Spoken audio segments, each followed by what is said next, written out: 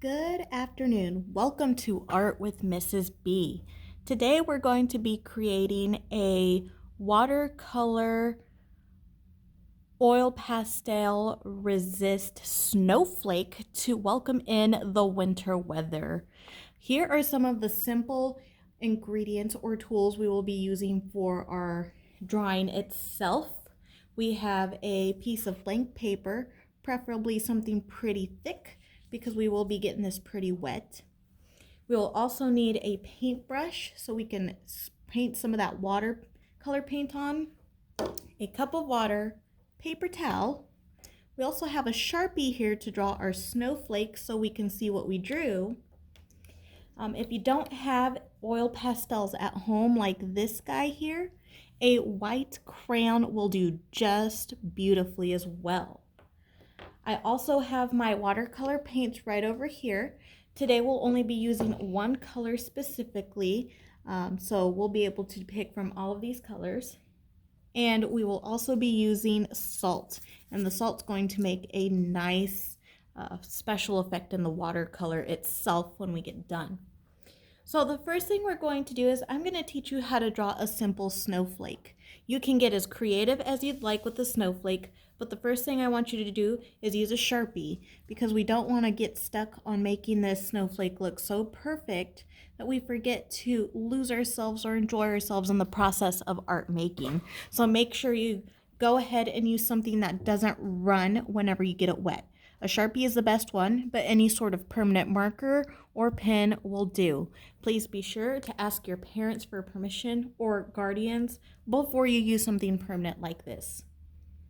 The first thing I'm going to be doing is I'm going to draw a big plus sign on my paper.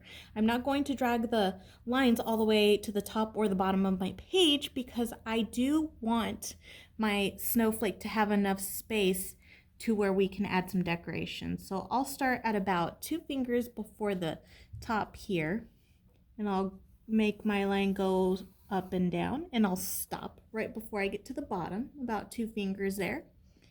Now I'm going to make my plus sign or my T. I'm going to leave some space between the edges of my paper so I have enough room to make some decorations. Now the very next thing we want to do is we want to draw an X in this open space area. Like we just did with these lines, we don't want to take them all the way to the corners or the edge of the paper, otherwise we will not have room to add some of those decorations to our beautiful snowflakes. So I'm going to go ahead and I'm going to draw an X over on my paper here, crossing into my T. And I'm going to do the same thing on the other side. If it doesn't align perfectly, that is absolutely okay. Every snowflake, as we know, is different and unique in their own way. So now that we have almost this star-looking drawing on our paper, the next thing we want to do is we want to start adding some decoration. And I'll show you a couple of ways you can do that. You can go into the center of your snowflake here and you can add some pretty neat decorations, kind of like we can do a starburst here, making some nice curved lines if you want to have a nice starburst going on in the middle. You can make those straight lines as well. They don't have to be curved at all. So you get a nice starburst there in the middle. You can do a circle in the middle, or you can just leave it blank if you don't want anything in the middle of your snowflake. Other ways you can decorate your snowflake is you can put little circles on the end like that. Give it a little pizzazz. You can do lines on the end of your snowflake, kind of like arrows. So making them go like this, and you can add multiple lines here. You can do straight lines, kind of like this. You can add as many as you want. And really, you can mix these up to make it look like your own snowflake. So you don't even have to make these. You can even make some diamonds at the end. I've seen some people do some pretty fancy looking diamonds. Just kind of depends how you want your snowflake to look. It's up to you. I'm really excited to see how many different snowflakes we can make up out there. So I'm going to go ahead and switch my snowflake out for the one that is all nice and done. So this is one I already have completed, drawn out. Once you have your snowflake drawn out with a Sharpie, you may go ahead and grab your white crayon or your white pastel, oil pastel to be sure, because this is what's going to resist the water. And what we are going to do is we are going to go back in and trace over the lines we just made. So you want to press kind of hard on top of your black lines here. And you want to make sure you're following along the lines you drew.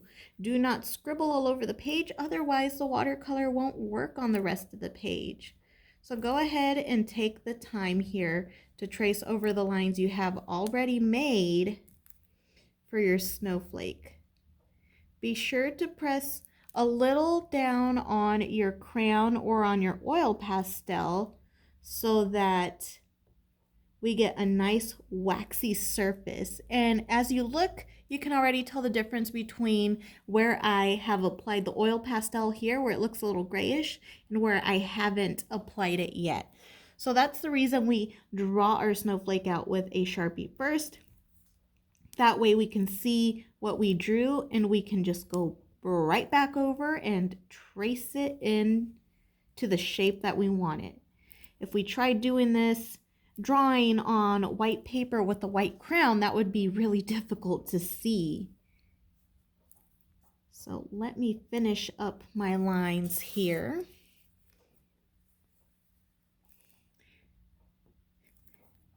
And this next part is going to be pretty fun.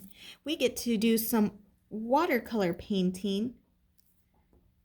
So make sure you have your watercolors on hand. Now that this snowflake is nice and traced, what I'm going to do is, I'm going to set this stuff aside.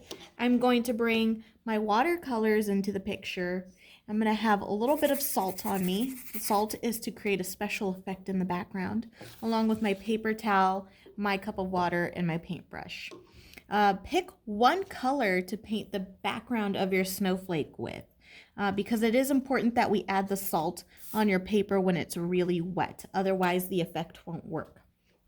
So I'm going to go ahead and I think I'm going to go with a nice blue because blue makes me think of wintertime. So I'm going to go in and get my water paint ready. Get my paintbrush very soaked in that blue paint.